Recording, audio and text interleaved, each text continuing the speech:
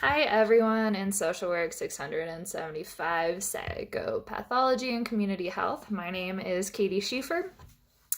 I am currently a grad student at CSU attaining a master's in social work. A little bit about my professional background. I graduated a couple years ago from a college in Iowa with a double major in anthropology and world religion. After that, I decided to go to Africa and spend some time living in an orphanage working with orphans. And after that, I decided to move to Colorado just because Iowa is so boring and flat. But I decided to move to Colorado. I didn't fully know what I wanted to be or I wanted to pursue, but I decided to come out here anyways.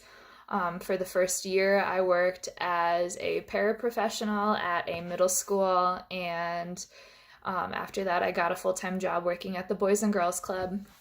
And currently, right now, I am going to school full-time and working as a registered behavioral technician with children with autism, which is an awesome job. Holy cow. That's one of my favorite jobs I've ever had.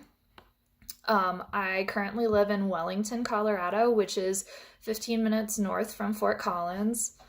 An interesting fact about myself that you probably wouldn't know if you met me in the grocery store. I have 2 different colored eyes. I think that's something you probably wouldn't notice if we were both shopping for groceries at the grocery store. That'd be kind of weird. But anyways, that's an interesting fact. What I hope to gain from this class is a better understanding of mental illnesses.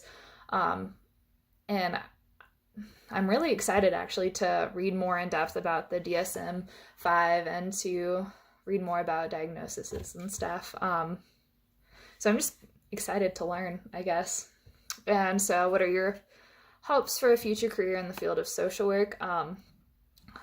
Gosh, that's a big question. I'm not entirely sure. The real world after I graduate is kind of a scary thought, but right now I am currently interning at Summit Stone, where I will be a family care coordinator, which means that I'll be doing in-home family therapy, and I'll be using TheraPlay, which is actually an attachment-based therapy model that I'm actually really excited to learn more about. So I might want to pursue that path after I graduate, but I also may hate it entirely and decide to do something else. I'm not entirely sure, but we'll see where it goes when it happens.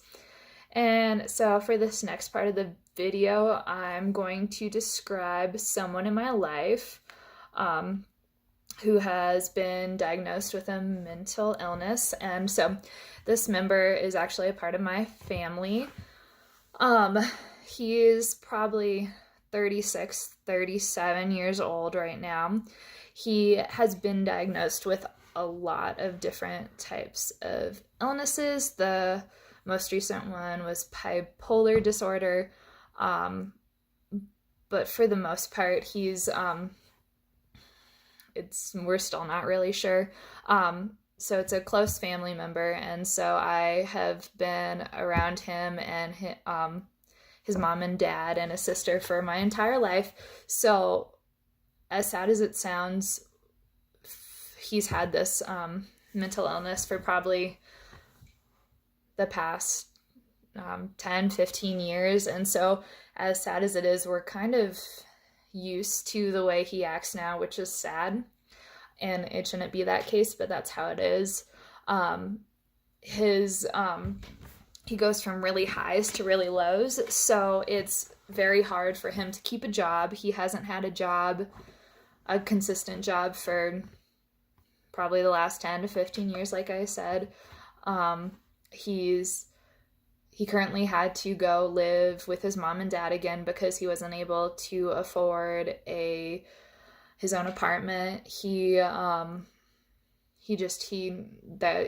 During his high moments, he's able to work and he goes to work, but once his low points hit, he just sleeps all day, he misses work, he gets fired, he has no motivation to do anything. And so we would always go down on the holidays and see his family. And for the past couple years, every time we went down, he would be in his room sleeping. He would like completely exclude himself from our family. So as sad as it is, he's very much excluded himself, and it's very hard to talk with him and to be a support for him just because of how excluded he wants to be from all of us. He's had a lot of problems with going on medication and medication having horrible side effects, or just not staying on medication long enough, or he just stops taking it sometimes, and then his moods change so drastically and he doesn't know how to deal with it. And so when he tries to deal with it, it usually looks like he starts drinking. He does illegal substances, legal for Kansas, marijuana and probably harder drugs. But when he does that, he isn't very smart about his drug use, and so he's gotten at least 3 DUIs, and it's sad. And so then he ends up in jail, and thankfully he hasn't been to jail for more than a couple days, but it's just a continuous cycle of he's in good moods, he goes to work on time, and then when the bad mood hits, he can't sleep, he sleeps all day, he doesn't get up for work, he loses his job, he gets frustrated with the medication, and so he goes off medication, and then he tries to use other drugs to deal with how he's feeling, and this makes him end up in jail. And so it's sad watching this happen, but this is what our family has kind of deemed like normal for him. And so it's sad, but it definitely shows how horrifying mental illnesses can be for a person and how much pain and suffering it can really put them into. And so then I guess finally, how would you feel how would you like to be treated if you had a mental illness?